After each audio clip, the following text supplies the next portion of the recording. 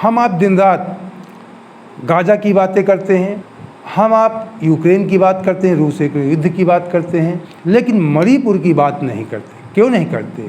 इसका एक रीजन है। जिसको हम मणिपुर कहते थे वो मणिपुर रहा ही नहीं, बच गया। कोने कोने में नफरत फैली, लाखों लोगों को नुकसान हुआ और आज तक हिंदुस्तान के प्रधानमंत्री मतलब जलकर राख हो चुका है मणिपुर। दोस्तों नमस्कार, हमारा नाम योगेश शुक्ला है और आपका हमारे YouTube चैनल निष्पक्ष संदेश पे बहुत बहुत स्वागत है। दोस्तों आपको बता दें, मणिपुर हिंसा लगातार 2 वर्षों से जारी है। 3 मई 2023 से वहाँ पे हिंसा शुरू हुई थी मैतेई और कुकी समाज में। मैतेई वहाँ पे हिंदू समाज है, कुकी और नागा 2 अलग समाज, ये ईसाई धर्म को फॉलो करते हैं। तो विशेष करके जो हिंसा वहाँ पे 2 साल से लगातार हो रही है वो मैतेई और कुकी समाज के बीच में हो रही है। लगातार 2 वर्ष से हिंसा जारी है। कभी कभी बीच में थोड़ी सी कमी आ जाती है, हिंसा धीमी पड़ जाती है, लेकिन आज तक हिंसा वहाँ पे बंद नहीं हुई है। आपको बता दें, पिछले 2 वर्षों में जितनी हिंसा है उतनी उससे ज़्यादा हिंसा अब जोर पकड़ लिया है। शनिवार के दिन से 7 जून से हिंसा ने फिर जोर पकड़ लिया है। अब तक मणिपुर में लगभग 300 से ज़्यादा मौतें हो चुकी हैं, 1500 से ज़्यादा लोग घायल हो चुके हैं और लगभग 6000 FIR हो चुकी हैं और 60,000 से ज़्यादा लोग बेघर हो चुके हैं जो शिविरों में रहते हैं। हम आप दिन रात गाजा की बातें करते हैं, गाजा शहर की जहाँ पे इजराइल हमला करता है। हम आप यूक्रेन की बात करते हैं, रूस के युद्ध की बात करते हैं। हम आप लॉस एंजल्स जो अभी अमेरिका जल रहा है, अमेरिका के राज्य, उसकी बात करते हैं, लेकिन मणिपुर की बात नहीं करते। क्यों नहीं करते?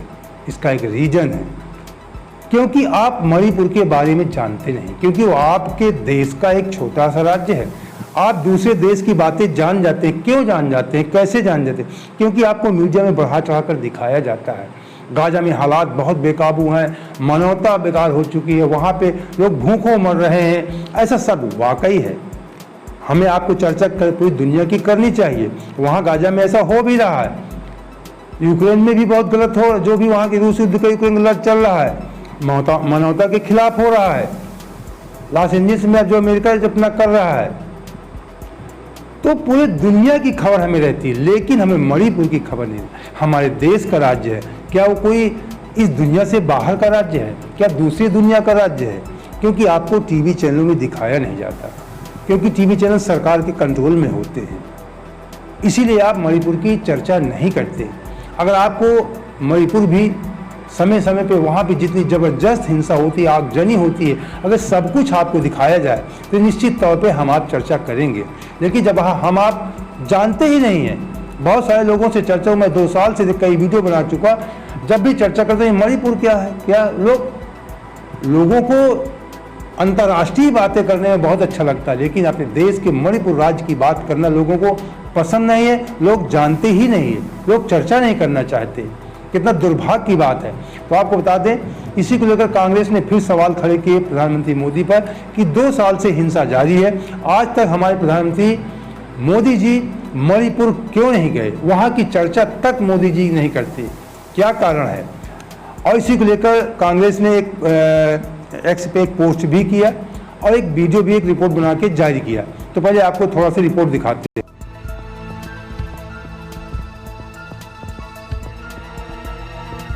मणिपुर में एक बार फिर से हिंसा भड़क गई है। मणिपुर में राष्ट्रपति शासन लागू है, इसके बाद भी थौबाल, कछिंग, इम्फाल वेस्ट, इम्फाल ईस्ट और बिष्णुपुर हिंसा की चपेट में है। हालात ये हैं कि राज्य के 5 जिलों में इंटरनेट बंद करना पड़ा है, कई इलाकों में कर्फ्यू लगाया गया है, आगजनी की घटना हुई और तो और कई इलाकों में फायरिंग भी की गई। आपको बता दें कि इस हिंसा ने फिर क्यों इतना जोर पकड़ लिया। मैतेई समाज के एक संगठन है एलम्बाई टैंगोल, इसके नेता हैं करण सिंह। इनको सीबीआई ने शनिवार को गिरफ्तार कर लिया इस आरोप में कि आपने 2023 में हिंसा भड़काने में इनका नाम है। इनकी गिरफ्तारी की बात फैलने के बाद शनिवार की रात मणिपुर में हिंसा बहुत ज़्यादा भड़क गई। राजधानी इम्फाल में कई इलाकों में प्रदर्शनकारियों गाड़ियों को आग लगा दिया, सड़कों पर टायर, पुराने फर्नीचर जलाए और यहाँ तक कि सुरक्षा बलों पर पथराव किया और एक प्रदर्शनकारी ने पेट्रोल डालकर खुद को जलाने की आत्मदाह की कोशिश किया। प्रशासन ने 7 जून की रात, आप बता दें, लगभग 11:45 पे 5 जिलों में इंटरनेट और मोबाइल डाटा सर्विस सस्पेंड कर दिया। इनमें इम्फाल पश्चिम, इम्फाल पूर्व, थौबल, काकचिंग और बिष्णुपुर शामिल हैं। इम्फाल ईस्ट और बिष्णुपुर में कर्फ्यू भी लगा दिया गया। और इसके बाद आप बता दें, प्रियंका गांधी ने भी ट्वीट करके बहुत सवाल किया प्रधानमंत्री मोदी से। आप बता दें, पहले कांग्रेस ने जो हम आपको एक अभी रिपोर्ट दिखाई कांग्रेस की, जो वीडियो जारी करके कांग्रेस ने सवाल भी किए थे। उन्होंने लिखा था कि हजारों लोग घायल, उन्होंने कहा कि 2 साल से हिंसा जारी, हजारों लोग घायल हुए, 270 से ज़्यादा लोगों की जान गई, लगभग 300 लोगों ने बताया, जो रिपोर्ट है 300 लोगों की लगभग जान गई। हिंसा में हजारों घरों को जला दिया गया, ये कांग्रेस ने ट्विटर पर लिखा है। 60,000 से ज़्यादा लोग राहत शिविरों में रहे, लेकिन नरेंद्र मोदी आज तक मणिपुर नहीं गए, क्यों? प्रियंका गांधी ने ट्वीट किया, एक्स पे लिखा उन्होंने, मणिपुर एक बार फिर से हिंसा की चपेट में है। करीब 2 साल से राज्य के लोग हिंसा, हत्या, बलात्कार और पलायन झेल रहे हैं। सैकड़ों मौतें हो चुकी हैं, हजारों लोग बेघर हैं। आखिर क्या कारण है कि केंद्र का शासन होने के बावजूद वहां शांति बहाली नहीं हो पा रही है? प्रधानमंत्री जी ने मणिपुर को उसके हाल पर क्यों छोड़ दिया है? आज तक वे मणिपुर गए, ना वो मणिपुर गए, ना राज्य के किसी प्रतिनिधि से मिले, ना ही शांति की अपील किया और ना ही कोई ठोस प्रयास किए। यह संवेदनहीन और गैर जिम्मेदार रवैया किसी लोकतंत्र के लिए अत्यंत दुर्भाग्यपूर्ण है। प्रधानमंत्री जी की जिम्मेदारी है कि वे देशवासियों के लिए शांति सुरक्षा सुनिश्चित करें। इससे पीछे हटना अपने कर्तव्य से मुंह मोड़ना है। वाकई दोस्त, जो प्रियंका गांधी ने ट्वीट किया है, ये सोचने वाली बात है। हमारे प्रधानमंत्री जरा सी बातों पे भावुक हो जाते हैं, बातें करते हैं, लेकिन हमारे देश का एक छोटा सा राज्य, यहाँ 2 साल से हिंसा जारी है। हमने भी आज तक, हमने इस पर कई वीडियो भी बनाए थे, हमने आज तक प्रधानमंत्री जी के मुंह से मणिपुर के बारे में नहीं सुना है। कोई सहानुभूति, कोई चर्चा नहीं, वो नाम तक लेना नहीं चाहते। क्या बात है? पूरी दुनिया आप घूमते, पूरी दुनिया की आप चर्चा करते हैं, पूरी दुनिया में कोई आपदा आती है आप उसकी चर्चा करते हैं, सहायता भी पहुंचाते हैं, लेकिन अपने ही देश के, अपने राज्य की चर्चा, जबकि वहाँ पे आप बता दें भारतीय जनता पार्टी की ही सरकार थी अभी तक। इस समय अब केंद्र का वहाँ पे शासन है। आप बता दें 13 फरवरी इसी साल 2025 में वहाँ के मुख्यमंत्री एन बीरेन सिंह ने इस्तीफा दे दिया था। उसके बाद वहाँ पे अब केंद्र का शासन है। जो एन बीरेन सिंह ने इस्तीफा दिया, ये भारतीय जनता पार्टी के मुख्यमंत्री थे। वहाँ पे भारतीय जनता पार्टी की सरकार होने के बावजूद हिंसा जारी, केंद्र का शासन में, केंद्र सरकार में भारतीय जनता पार्टी सरकार है, उसके बावजूद प्रधानमंत्री जी नहीं गए, नहीं बोलते। क्या कारण है? ये कांग्रेस का सवाल वाजिब है। आप बता दें, जब इतनी ज़्यादा हिंसा शनिवार की रात भर की, तो वहाँ के कुछ विधायकों का एक प्रतिनिधिमंडल वहाँ के राज्यपाल से मुलाकात भी किया।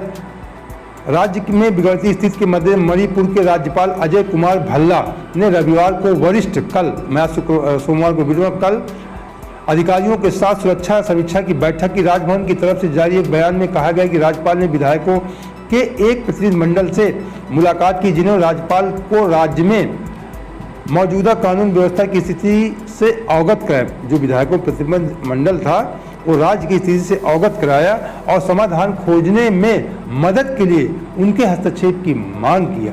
राज्यपाल से जो प्रतिनिधिमंडल है, इस प्रतिनिधि भारतीय जनता पार्टी, कांग्रेस दोनों विधायक शामिल थे और राज्यपाल से आप हस्तक्षेप कीजिए, मदद कीजिए, कुछ हिंसा को रोकने का प्रयास कीजिए। अब वहाँ के लोग राज्यपाल के माध्यम, राज्यपाल जो होते हैं वो केंद्र के होते हैं, उनके राज्यपाल से बात करने का मतलब आप समझ सकते हैं, केंद्र सरकार से बात करना।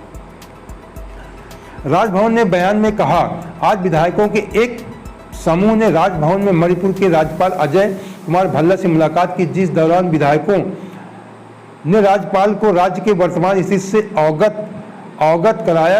राज्यपाल ने प्रतिनिधिमंडल को आश्वस्त किया कि चिंताओं को दूर करने और सामान्य स्थिति बहाल करने के लिए सभी आवश्यक कदम उठाए जा रहे हैं। राज्यपाल का सभी कदम उठाए जा रहे हैं। प्रतिनिधिमंडल में भारतीय जनता पार्टी और कांग्रेस के कम से कम 20 विधायक शामिल थे। जो छोटा राज्य है, दोनों पार्टी के मिला करके लगभग 20 विधायक शामिल थे। उन्होंने कहा कि कुछ कदम उठाइए, कुछ कीजिए, हिंसा रोकिए। वहाँ के विधायक भी चिंतित हैं, लेकिन केंद्र सरकार इस बारे में चिंतित नहीं दिखती है। कोई आज तक ठोस कदम नहीं उठाया गया एक छोटे से राज्य की हिंसा को रोकने के लिए। केंद्र सरकार कुछ भी कर सकती है, बहुत बड़ी ताकत होती है। जब हम भारत पाकिस्तान का युद्ध लड़ सकते हैं तो अपने देश की हिंसा को कैसे नहीं रोक सकते। ये सोचने वाली बात है, ये हमको आपको सोचने में मजबूर करती है बात। आपको बता दें, आज बहुत ज़्यादा वहाँ पे स्थिति खराब है।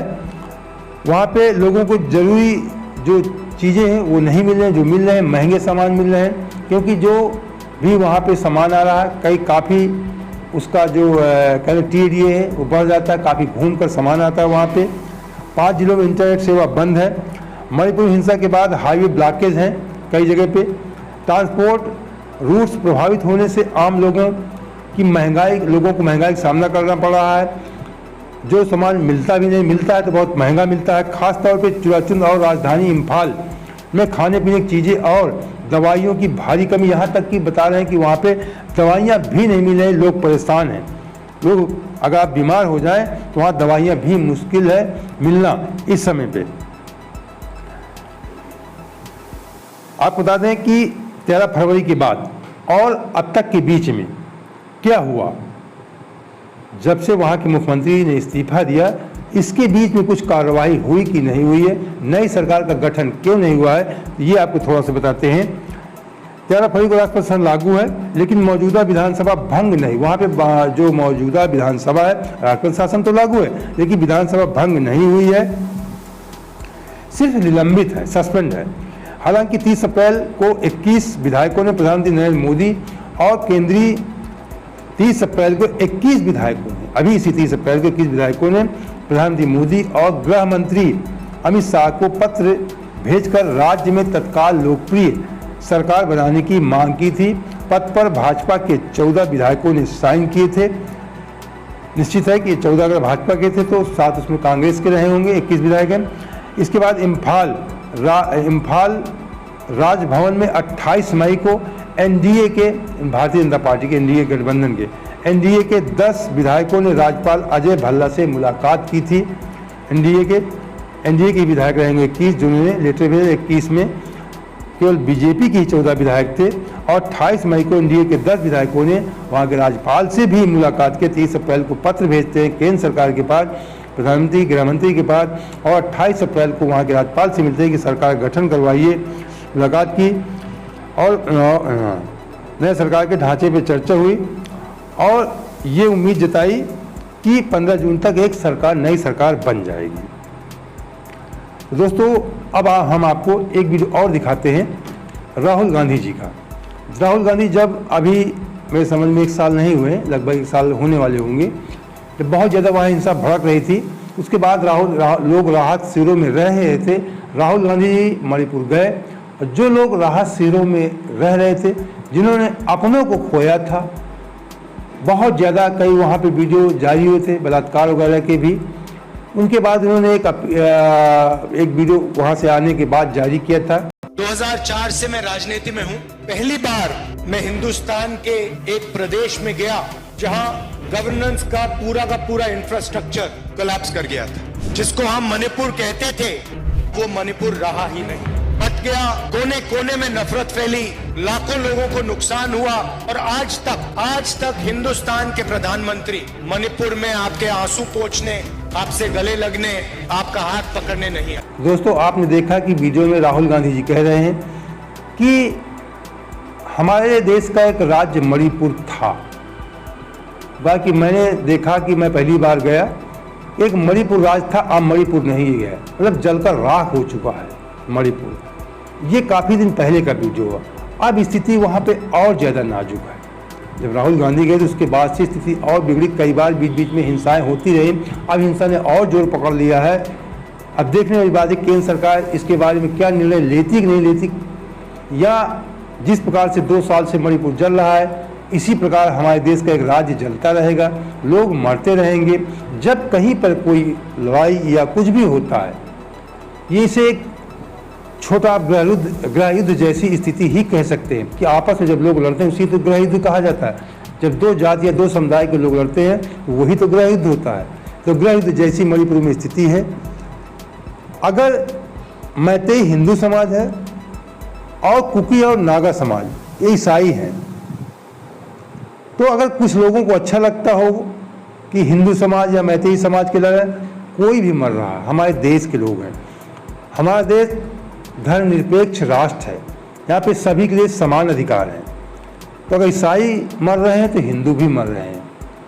मैतेई समाज के ही लोगों ने जो अभी हिंसा परसों में बता दें शनिवार के दिन ज़्यादा हिंसा भड़की मैतेई समाज के लोगों के द्वारा भड़की, क्योंकि मैतेई हिंदू समाज है। मैतेई समाज के नेता को गिरफ्तार किया गया था